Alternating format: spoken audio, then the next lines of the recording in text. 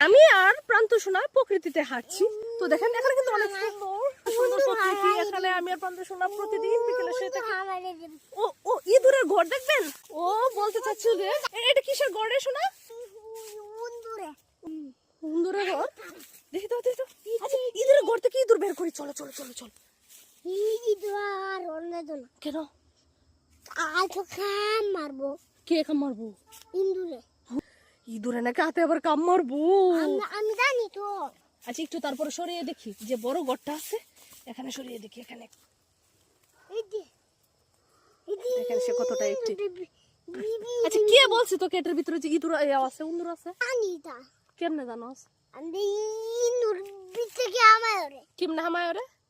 বিচকা তাসনে মে দেখ আতা না মান দিতে আহা গুলো বেটা রে আইদি যা দি বিচকে আমার ও আচ্ছা গর্তের ভিতরে নাকি আবার ঢুকে যায়। দেখেন ও কি অ্যাক্টিভ। ওরে মাটি ডালে ভিতরে তাই কা নাগু নাগু নাগু আমরা চলে যাবো। ইঁদুরে কামড় মারবো।